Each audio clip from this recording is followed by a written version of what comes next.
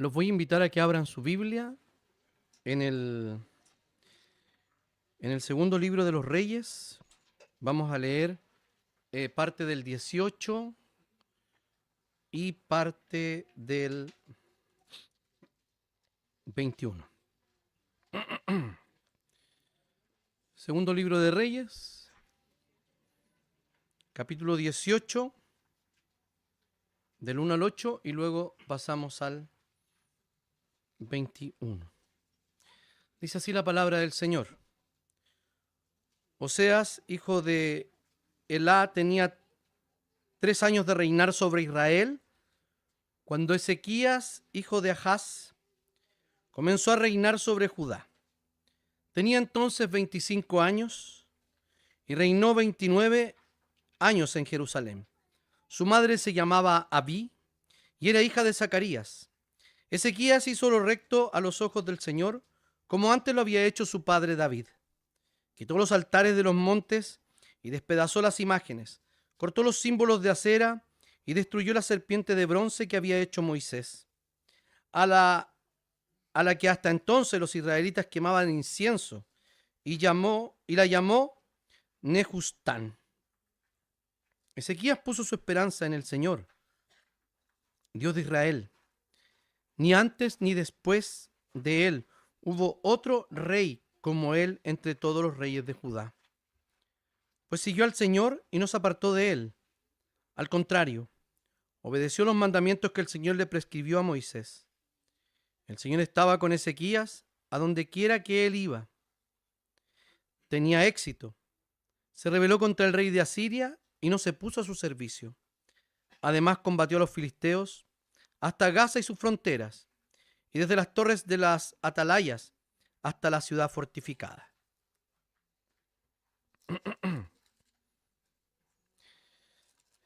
El capítulo 21, desde el 1, dice: Manasés tenía 12 años cuando comenzó a reinar, y reinó en Jerusalén 55 años. Su madre se llamaba Hepzibá, pero Manasés hizo lo malo a los ojos del Señor, pues siguió las prácticas repugnantes de las naciones que el Señor había arrojado de la presencia de los israelitas. Además, reconstruyó los altares en los montes que Ezequías su padre había derribado, y erigió altares a Baal. Hizo una imagen de acera, y como lo había hecho el rey Ahab de Israel, adoró y rindió culto a todo el ejército de los cielos. De igual manera construyó altares en el templo del Señor, del cual el Señor había dicho: yo pondré mi nombre en Jerusalén. Y en los 2 atrios del templo construyó altares para todo el ejército del cielo. Además, a su hijo lo lanzó al fuego como sacrificio, y se entregó al estudio de los tiempos, y fue agorero, e instruyó encantadores y adivinos, con lo que multiplicó la maldad a los ojos del Señor para provocarlo a ira. Él mismo hizo una imagen de acera y la puso en el templo del Señor, el cual había dicho a David y a su hijo Salomón: yo pondré mi nombre para siempre en ese templo y en Jerusalén, ciudad que yo escogí de entre todas las tribus de Israel. Jamás volveré a permitir que Israel sea llevado lejos de la tierra que di a sus padres, y siempre y cuando cumplan lo que yo les he mandado y sigan todo lo que está en la ley de mi siervo Moisés. Oremos al Señor. Bendito Señor, estamos delante de ti para escuchar tu palabra, y te pedimos, Señor, que tú nos hables por medio de ella. Queremos, Señor, ser edificados, ser exhortados, Señor, y también ver cómo tenemos que guardar esperanza en ti. Te damos gracias. Oramos en el nombre y en los méritos de Jesús. Amén. Este es el tercer sermón de nuestra serie de familia. Básicamente lo que estamos tratando es crianza, ¿sí? Primer sermón vimos a una mujer que se dispuso a orar para pedir un hijo, no para ella, un hijo para entregárselo al Señor. Ana se llamaba ella, oró por su hijo para que naciera un hijo, al cual le llamó Samuel, y luego al destetarlo, 5 años, tal vez un poco más, lo fue a dejar al al santuario para que viviera y sirviera al Señor allí para siempre. La semana pasada pudimos ver cómo David, por su falta de carácter y también de su emocionalidad, no hizo lo que tenía que hacer con su hijo Amnón, que había violado a su media hermana Tamar, hermana de Absalón, quien tomó venganza por ella y mató a su medio hermano Amnón. Hemos visto que a pesar de las circunstancias, sí podemos encontrar esperanza en Jesús respecto a cómo criar y también a dejar delante del Señor los resultados de esta crianza. Y es lo que vamos a ver hoy día. El sermón número 3 lleva por título Entre la fe del Padre y la ruina de su Hijo. Vamos a mirar un poquitito la historia, el contexto para poder entender. Estamos hablando del siglo VIII antes de Cristo. Ya se habían dividido los dos reinos después de Salomón. Roboam y Jeroboam se habían dividido los dos reinos del norte y del sur. Recordemos que las 10 tribus que estaban al norte eran el reino de Israel y las 2 tribus, Judá y la más pequeña Benjamín, era la que estaba al sur. Ellos comenzaron, siempre Israel tuvo asedio de otras naciones fronterizas, ¿cierto? Como las que venían de la costa, como los filisteos, Sidón, Tiro. Podemos ver que tenían conflictos ya en el tiempo de los jueces. En este siglo, el siglo VIII, que es donde estamos hablando, ya el reino había sido inaugurado y ya el reino había sido dividido. Había mucha amenaza internacional. No es nueva la amenaza internacional, no es nueva la guerra, no es nuevo el conflicto. Perdón. Ezequías, hijo de Acaz, sube al trono en Jerusalén cuando Asiria, por medio de Sennacherib, había ya invadido y ya había llevado la primera ola de habitantes al reino del norte para mezclar las culturas y la raza en el reino del norte. Y sabemos que los samaritanos posteriormente son aquellos que son una mezcla entre naciones paganas y judíos. De ahí viene un conflicto que lo podemos ver incluso en el ministerio de Jesús. Entonces, contra todo pronóstico político y cultural, Ezequías se vuelve radicalmente hacia Dios. Inicia una reforma espiritual. Vamos a ver que más adelante Josías también inicia una reforma.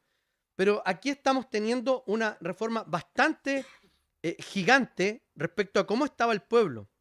Purifica el templo, restaura el culto, convoca a la celebración de la Pascua que no se había celebrado, elimina los ídolos. Recordemos que Israel siempre fue propenso a la idolatría. Israel estaba advertido que no tenía que tener dioses ajenos delante del Señor, pero ellos no obedecieron. Los israelitas permanentemente estuvieron cayendo en periodos de idolatría.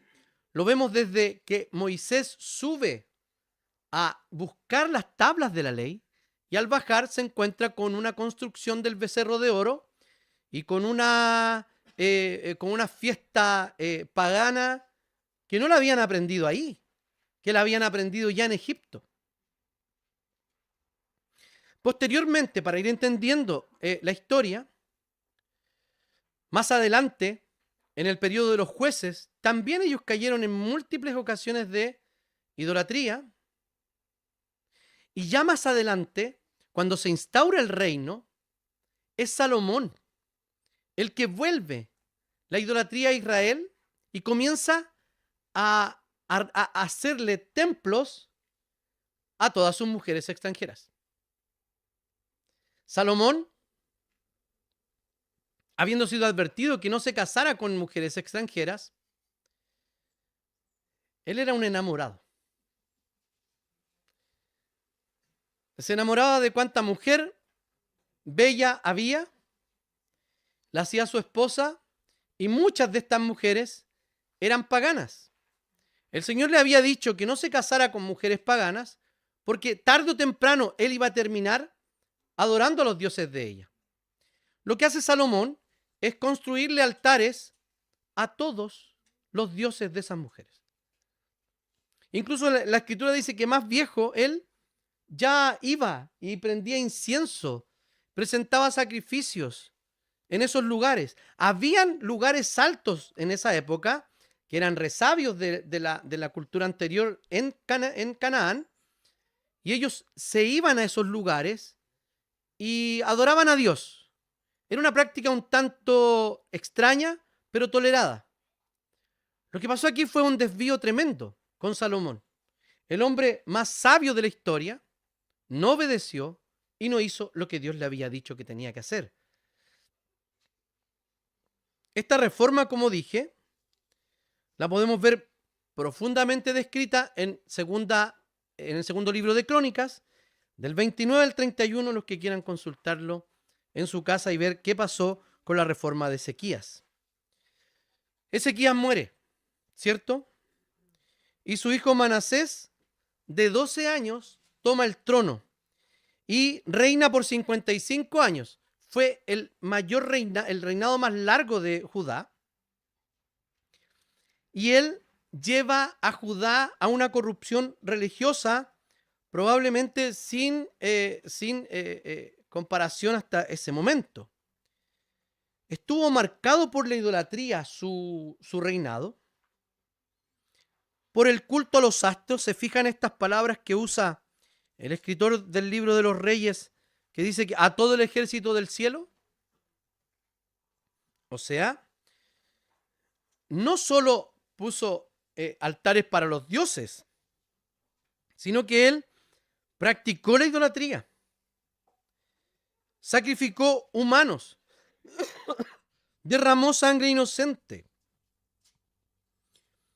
hizo pasar a sus hijos por fuego. Pasar a los hijos por fuego era tomar a un hijo y sacrificarlo. O sea, sacrificarlo de verdad.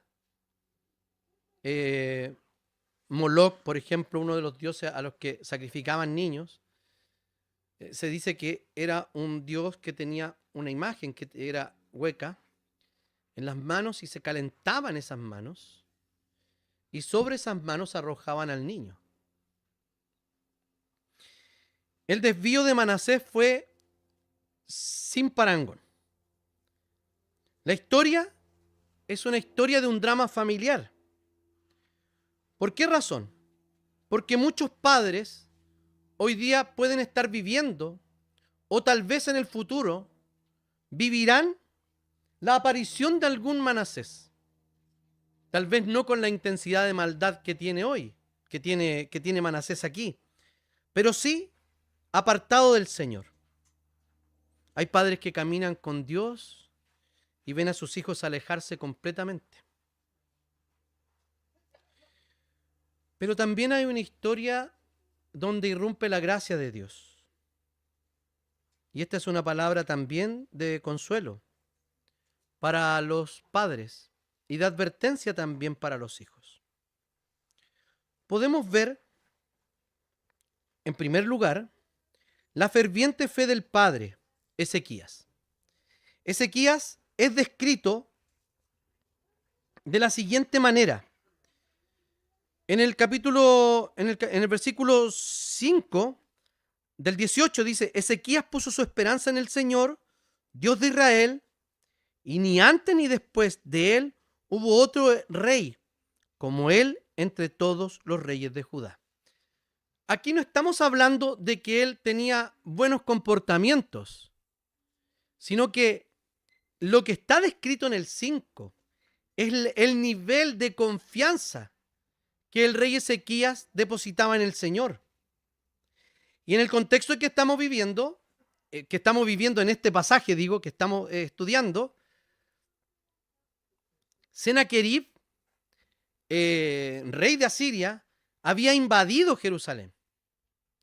Entonces ellos podían poner la confianza en ese propio rey, diciendo, bueno, no vamos a resistir, no vamos a hacer nada y vamos a confiar en que hagan un pacto de vasallaje con nosotros, que nos invadan y bueno, le presentamos tributo a ese rey.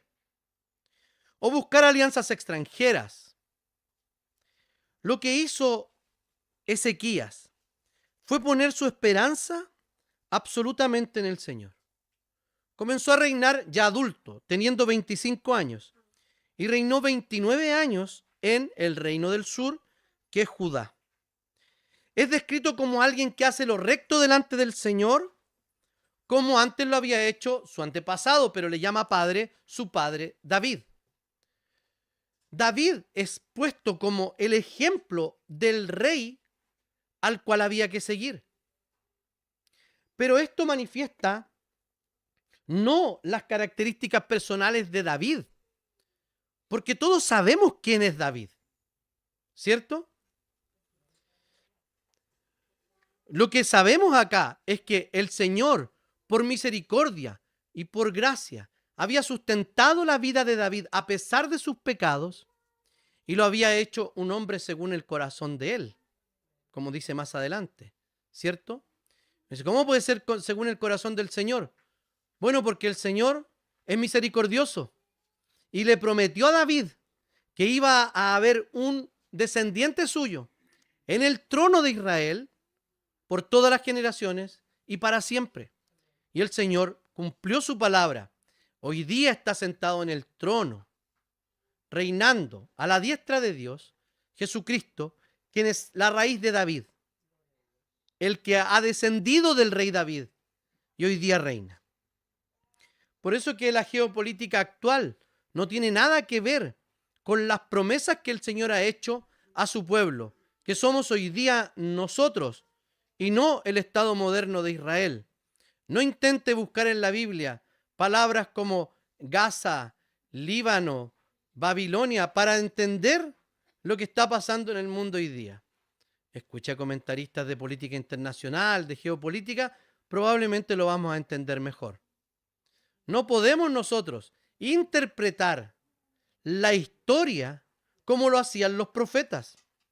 Los profetas interpretaban la historia correctamente y sabían si era juicio, bendición o lo que fuera de parte de Dios, porque eran inspirados por el Espíritu Santo, guardados del error y que su interpretación fuera correcta. Luego de eso se escrituraba su propia profecía que era hablada. Cierre paréntesis. Dice que ni antes ni después hubo otro rey como él en cuanto a la confianza y la esperanza que había puesto en Dios. Era un tiempo convulso. Esa palabra la usé el otro día y existe.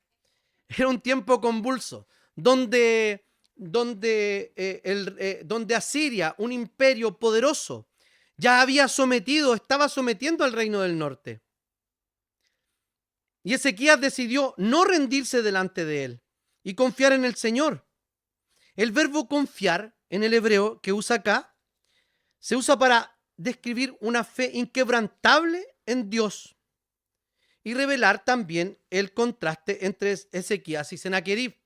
Sennacherib claramente confiaba, como un pagano, en sus propias fuerzas y en su ejército. Sin embargo, Ezequías puso la confianza total y absolutamente en Dios. Esperar, confiar y apoyarse en el Señor es parte importante de las relaciones humanas, pero el objeto y la cualidad más principal de esta confianza se hace evidente y patente cuando vivimos tiempos de adversidad y de dificultad. No sabemos exactamente qué pasó con Manasés. Ezequías lo que hizo fue quitar los lugares altos de adoración, quebró imágenes, cortó símbolos paganos e incluso destruyó la serpiente de bronce. Aquí hay un mensaje muy interesante, porque la serpiente de bronce puesta en el desierto para que miraran la serpiente y fueran sanados de la picadura, de la mordedura, sabemos que, según el capítulo 3 de Juan, es Cristo levantado, sanando al pueblo, y todo el que lo mirara podía sanar. Pero lo que hicieron ellos fue transformar ese anuncio del Mesías, esa protección de Dios, se quedaron en el elemento, se quedaron en la forma. ¿Y qué hicieron? Adoraron el símbolo. Eso es un símbolo. Adoraron ese símbolo, que era el símbolo de sanidad para el pueblo. Y estuvieron adorando algo que era bueno, pero lo transformaron en malo. ¿Por qué? Porque todo cuanto pasaba para Israel era digno de adoración y lo hacían primordial en su vida. Si uno se pregunta, ¿nosotros actuamos igual que Israel? Ciertamente que sí. Estamos acostumbrados a transformar las bendiciones de Dios en objetos de adoración. Y muchas veces, incluso, nuestros hijos se transforman en idolatría para nosotros. ¿Por qué razón?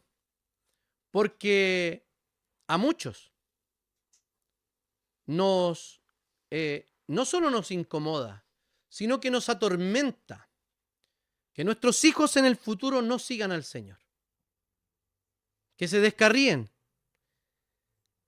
que la palabra que nosotros hemos depositado o hemos sembrado en su corazón no tenga fruto. Todos los padres podemos vivir tiempos como esos, angustia y aflicción por el futuro de nuestros hijos. Lo que debemos hacer es tener la certeza de que el Señor es soberano y que tenemos que hacer lo que el Señor nos manda hacer. Pero que el crecimiento y el cuidado de ese corazón al final depende única y exclusivamente del Espíritu Santo de Dios. Entonces debemos orar como Ana. Y debemos actuar como no lo hizo David. Pero sí debemos confiar como confió el rey Ezequías. En tiempos de angustia, en tiempos de convulsión espiritual e incluso geopolítica, él puso su confianza en el Señor. No sabemos qué pasó con Manasés. No sabemos quién le influyó en su crianza. No sabemos cómo le habló su madre.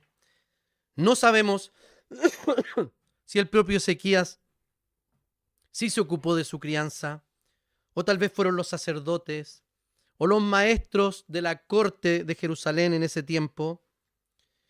No se nos dice nada para sacarnos de dudas.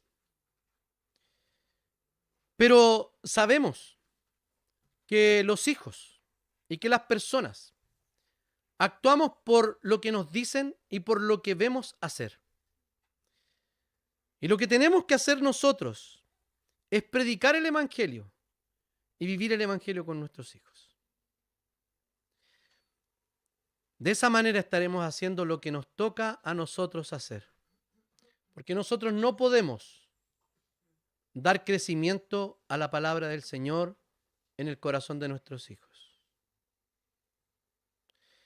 Y muy probablemente los que tengan hijos que no están en el Señor o que los tendrán en el futuro, sientan culpa por aquello. Nuestra confianza, como la del rey Ezequías, debe estar puesta en el Señor. Hoy día nuestros hijos no solo reciben nuestra influencia, pero muchas veces somos responsables de las influencias que dejamos que lleguen al corazón y a la mente de nuestros hijos. Gracias, Genito.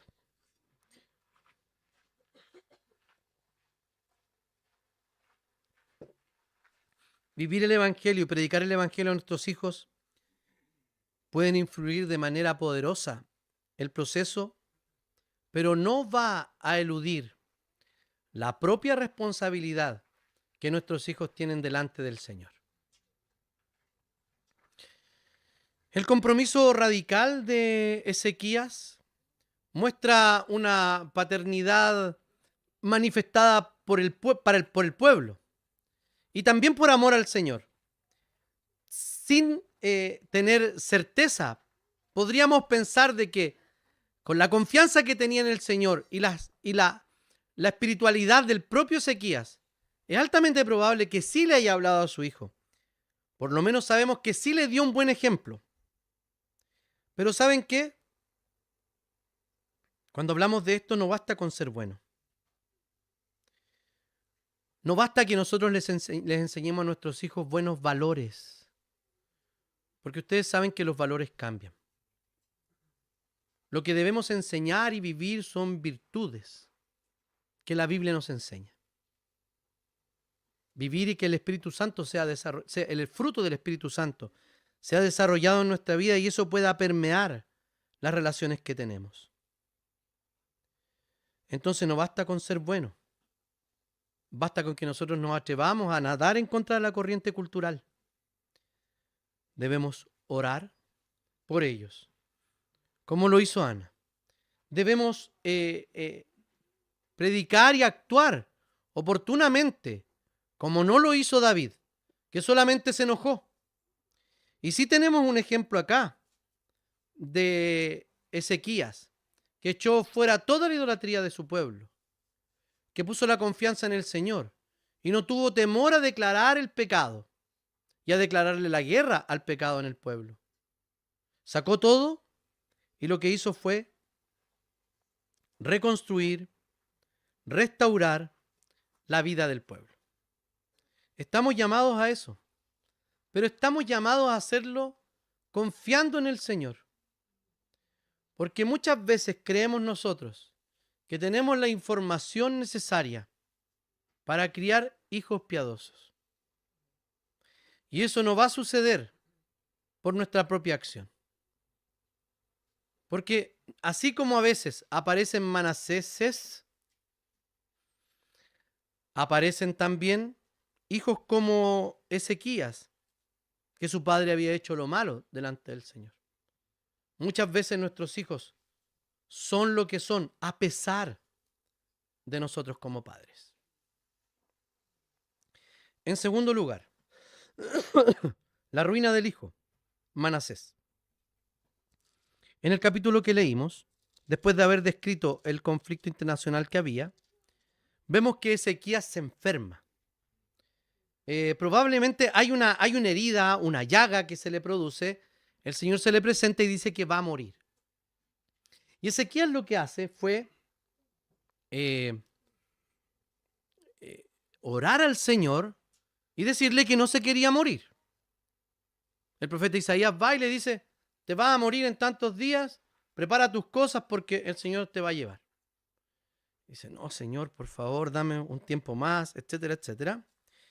Isaías se iba y la palabra del Señor volvió a él y dile, devuélvete y dile a Ezequías que, que voy a darte 15 años más de vida. A ti y a esta ciudad los voy a librar del poder del rey de Asiria. Por mí mismo y por mi siervo David voy a proteger esta ciudad. Fíjense lo que dice, estoy leyendo el 6 del 21. Voy a darte 15 años más de vida. Pero esa vida no solamente se la estaba dando a Ezequías, sino que estaba alargando también la bendición que venía por medio de Ezequías al pueblo, porque había sido un buen rey. El peligro que estaba acechándolo, el Señor le anuncia que lo va a liberar. Le dice, los voy a librar del rey de Asiria. Y aquí da las razones por las cuales el Señor actúa en favor de Ezequías.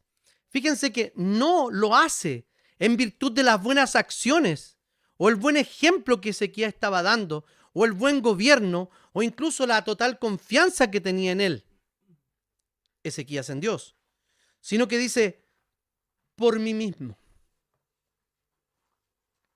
Esto quiere decir que el Señor hace las cosas no por lo bueno que nosotros seamos.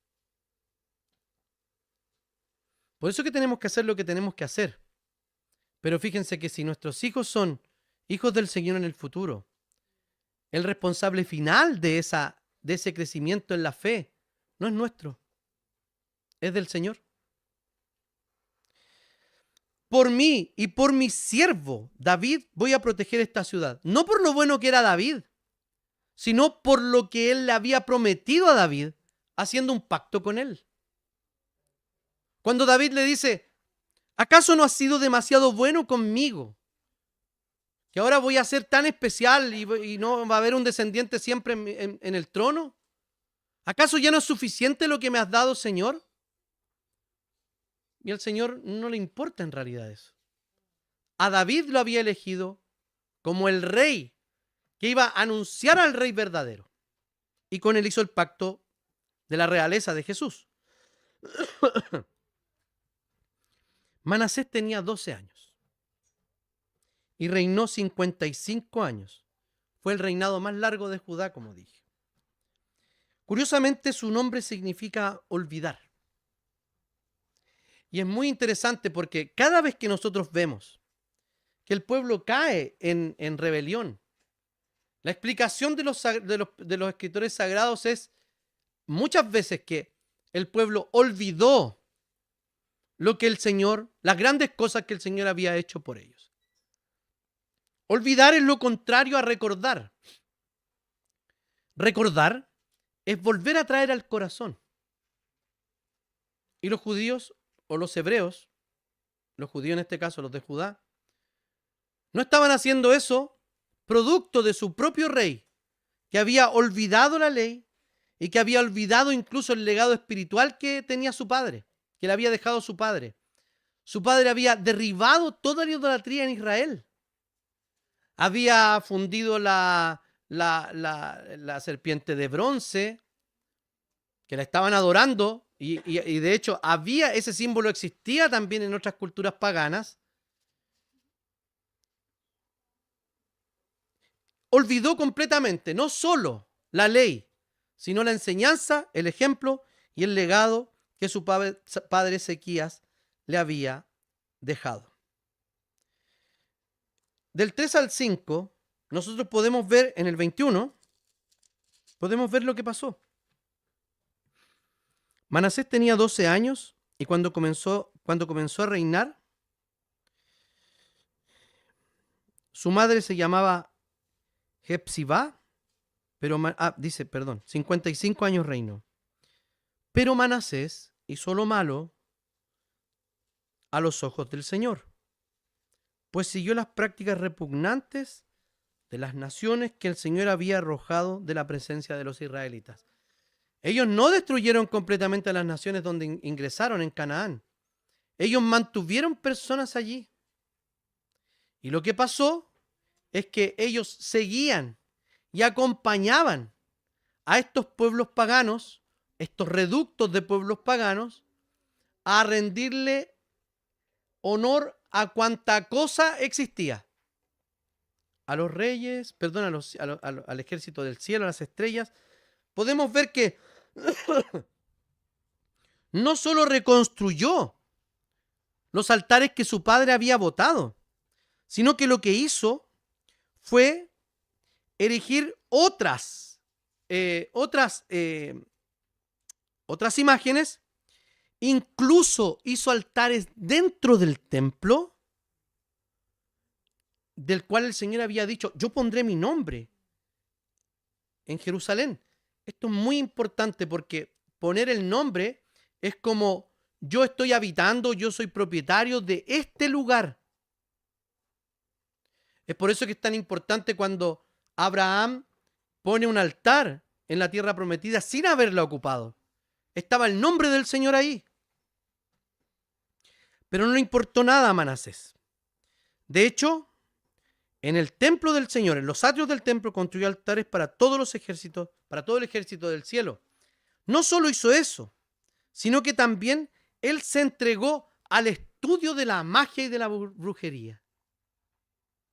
O sea, era un abismo llamando a otro abismo. O sea, era cada vez peor. Ya, ok, reconstruyó los altares, ya, volvió a la normalidad Israel, pero no solo lo hizo ahí, sino que construyó altares dentro del templo. Y construyó más altares dentro del templo. Y no solo allí, sino que también pasó a sus hijos por fuego. Y no solo eso, sino que también estudió artes mágicas prohibidas en la ley de Dios. Adivinación. Dice al final del versículo 6, dice que fue agorero e instruyó encantadores y adivinos, con lo que multiplicó la maldad a los ojos del Señor para provocarlo a ira. El Señor tenía razones suficientes para destruir este lugar. Pero ¿saben cuánto tiempo más le dio a Judá Dios? Aproximadamente 3 siglos más. Aquí tenemos la invasión de Asiria a Israel, pero en el 500 y tantos vamos a ver cómo Babilonia invade Israel, Judá, el reino del sur, y los lleva cautivos. En ese contexto está predicando Jeremías, y en el cautiverio vemos que esa historia nos la cuenta histórico-profético el libro de Daniel, y también otro profeta mayor, Ezequiel, que predican en el contexto de este cautiverio.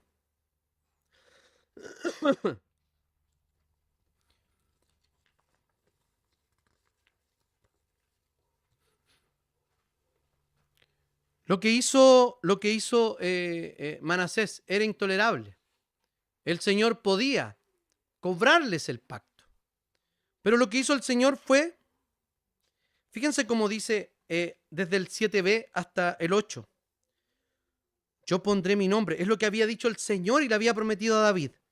Yo pondré mi nombre para siempre en este templo y en Jerusalén, ciudad que yo escogí de entre todas las tribus de Israel.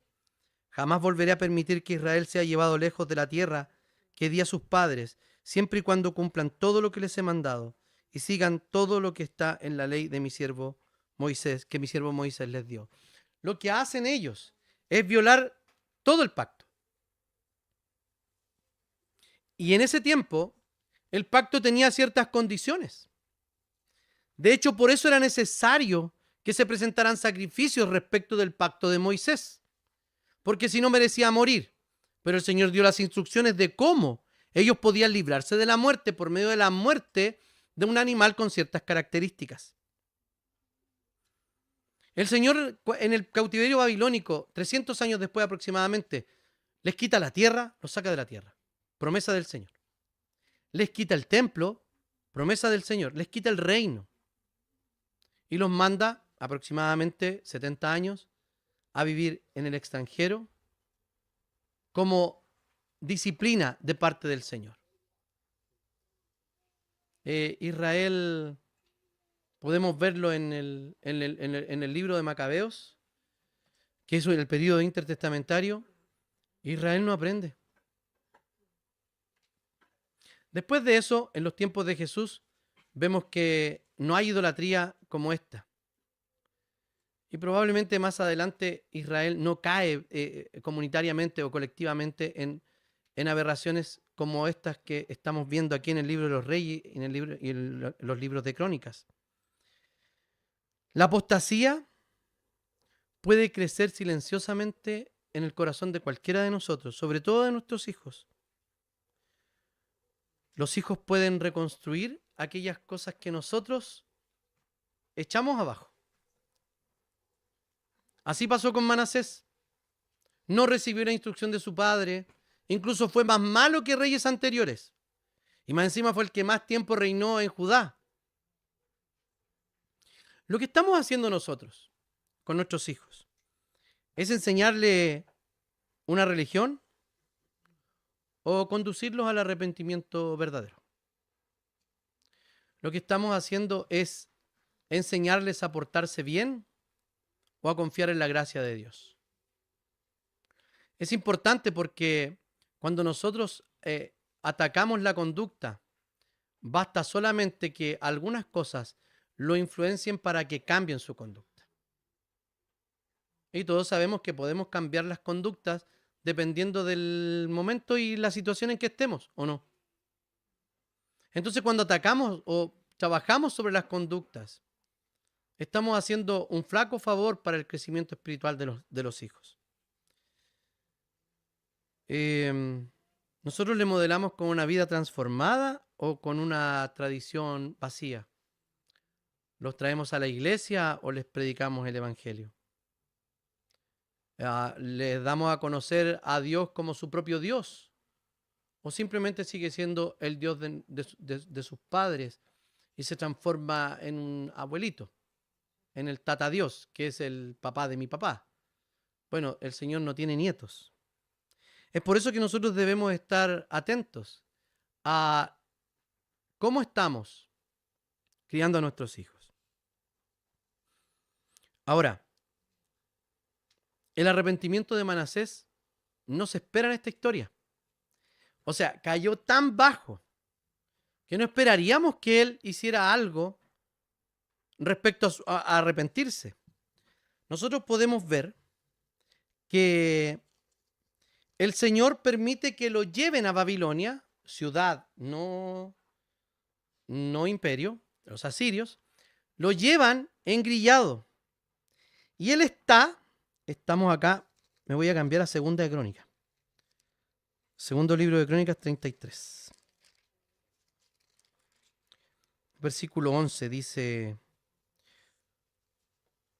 por eso el Señor lanzó contra ellos a los generales del ejército del rey de Asiria, y estos aprisionaron a Manasés con grilletes y encadenados lo llevaron a Babilonia. El Señor los había librado a su padre del imperio asirio, pero ahora habían llevado prisionero al rey, que era Manasés. Dios permite esto. Manasés, en ese contexto de humillación, de cautiverio, pero no solamente motivado por eso, porque sabemos que necesitaba un cambio de corazón Manasés para volverse al Señor. ¿Y qué pasa aquí? Manasés ora. El verbo hebreo indica que fue una oración que fue respondida con favor. Dios escuchó el clamor, lo restauró al trono, y fíjense lo que hace Manasés en el versículo 13. Dios oyó su oración y le respondió permitiendo que volviera a Jerusalén y recuperara su reino. Así Manasés reconoció que el Señor era Dios.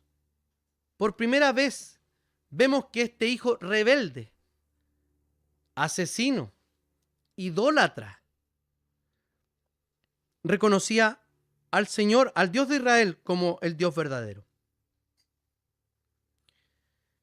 Cuando regresa Manasés, no solo se quedó con orar para que el Señor lo liberara, sino que lo que hizo fue, cuando regresa, la Escritura dice que después de esto, Manasés edificó la muralla de la ciudad de David, desde la parte occidental de Gijón, en el valle, hasta la entrada de la puerta del pescado. Amuralló Ofel, elevó la altura de la muralla y puso jefes militares en todas las ciudades fortificadas. Hace un cambio estratégico en cuanto a lo político.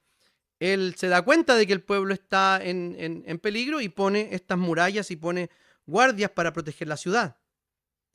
Pero luego dice lo siguiente: quitó además del templo del Señor los dioses ajenos y el ídolo y todos los altares que había edificado en el monte del templo del Señor y en Jerusalén, y los echó fuera de la ciudad. Pero no solo se queda allí, sino que luego reparó el altar y presentó en él sacrificios y ofrendas de paz y de alabanza, y ordenó a Judá servir al Señor y Dios de Israel. Lo que sucede aquí es que él regresa y restaura todo el mal que había hecho. Quedan consecuencias en el pueblo porque dice que, pero aún el pueblo sacrificaba en los lugares altos, aunque lo hacían para honrar al Señor su Dios. No podían hacerlo, era como una práctica un tanto tolerada. Pero eran vestigios de la propia falta de piedad de los reyes de Judá. Manasés no solo se queda con el dolor y la humillación que le causó ser llevado a Babilonia, sino que él regresa y restaura todo lo que había destruido. Recupera el legado que su padre le había dejado. Aquí la gracia de Dios nos sorprende. ¿Por qué razón? Porque esperaríamos que simplemente el Señor dejara que invadiera y castigara a Manasés por todo lo malo que había hecho. ¿Acaso no se lo merecía? Y nosotros pensamos, se lo merecía mucho más por todo lo que había hecho. Sin embargo, ese hijo nunca estuvo demasiado lejos para el Señor. El Señor en su infinita misericordia ve que esta aparente, irremediable relación familiar y de pecado tuviera no un final feliz, sino un final de redención. Un final donde el hijo que estaba lejos vuelve a acercarse al Señor. Dios sí usó el dolor, porque el Señor no solo cambia el corazón, sino que también determina circunstancias en las cuales va a suceder. De hecho, lo vemos en la historia del hijo pródigo, en la parábola del hijo pródigo, ¿cierto? Que el hijo menor va, se gasta toda la plata de su papá, que era su parte de la herencia. Al llegar allá, fuera de la ciudad, queda sin plata y mira la comida de los cerdos y le parece apetitosa. Y como decimos hoy día, tocó fondo y el dolor usado por el Señor para traer tristeza al corazón, como dice Pablo, y llevar al arrepentimiento. Eso le pasó al hijo pródigo. Dijo, me levantaré porque he pecado contra mi padre y contra el cielo, y voy a ir y le voy a pedir a mi papá que me contrate como uno de sus criados, como uno de sus jornales, porque hasta como un jornal voy a estar mejor que acá. Tristemente, Ezequías no ve la conversión de su hijo. Tristemente para él. Pero la verdad es que, al final de cuentas, el cambio profundo que sucedió en el corazón de Manasés no fue producto de lo que su papá hizo, sino que no estando su papá, el Señor cambió el corazón de Manasés y reconstruyó toda la vida espiritual que había echado por la borda. La gracia del Señor es sorprendente. Dios lo llamó y lo trajo incluso desde allá lejos, tal como el hijo pródigo. Acá no vemos lo que pasa con Ezequías, pero sí podemos ver lo que pasa con este padre en la historia de Lucas. Cuando el papá está permanentemente mirando a ver si el hijo venía. Un hombre probablemente adulto, de una buena posición social, no repara en levantarse su túnica, mostrar sus piernas y correr al encuentro de su hijo. No solo el Señor hace esto con los hijos que están fuera del Evangelio, sino que es lo que ha hecho con cada uno de nosotros. Que estando lejos, nos ha hecho cercanos. Que estando humillados y cautivos, el Señor nos ha traído de nuevo de vuelta a Él. No dejemos de orar por nuestros hijos. No dejemos de disciplinarlos. No dejemos de modelar el Evangelio para ellos, pero con la confianza puesta en el Señor, que es el que realmente cambia el corazón, y no en nuestras propias técnicas o en nuestro propio poder, porque no lo tenemos. Sí tenemos que obedecer respecto a cómo criar a los hijos, pero fíjense que la verdad es que siempre, si tenemos hijos piadosos, siempre es a pesar de los padres que han tenido. Los que van a tener hijos también tienen que construir esta mirada paternal. Y el mejor ejemplo de paternidad no es Ezequías, es Dios, nuestro Padre, el que nos ha acogido sucios, que nos ha acogido menesterosos, hediondos, así como venía el hijo pródigo. ¿Y qué hizo? Hay un escritor que dice lo siguiente: Dios nos ama tanto que nos ha recibido tal y cual hemos llegado, pero nos ama mucho más para dejarnos así. El único hijo perfecto fue Jesús. Podemos ver que nuestro Señor Jesucristo, el Hijo eterno de Dios, siempre obedeció al Padre. Nunca desobedeció. Por eso que fue capaz y estaba capacitado para morir la muerte que nosotros nos merecíamos morir. Él es el Hijo perfecto que nos reemplaza a nosotros, hijos rebeldes. ¿Nos creemos mejor que Manasés? No somos mejor que él. Necesitamos la misma redención y necesitamos la misma gracia de Manasés para ser hijos, para ser padres, para lo que sea. Porque no podemos estar solos en esto. El hijo perdido regresó. Y es como el Señor siempre nos trae de regreso a Él. Cristo es el único que puede restaurar familias rotas. Cristo es el único que puede restaurar, como decía hace algunos días, el corazón dañado que muchas veces nosotros hemos puesto en nuestros hijos, que hemos dañado con nuestra falta de disciplina, con nuestro exceso de moralidad o lo que sea. Sí hemos dañado a nuestros hijos, pero el Señor es poderoso para restaurar aquello en su corazón. No debemos confiar en nuestras propias fuerzas. Jesús nos muestra cómo debe vivir un hijo y el Padre nos dice cómo debe amar un padre.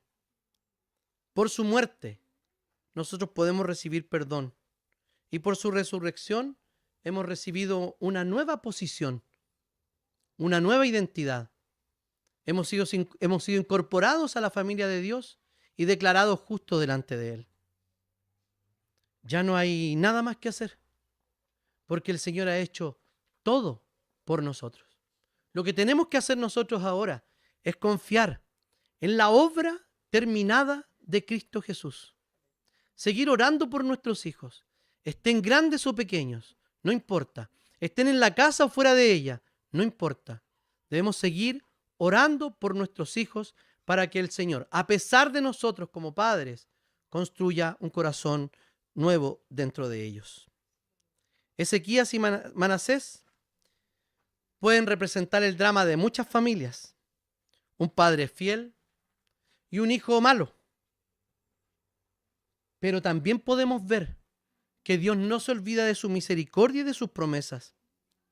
Entonces, no ponga la confianza en su éxito paternal o maternal, en lo bueno que puede ser, sino en la fidelidad de Dios, que a pesar de nuestra infidelidad, Él permanece fiel.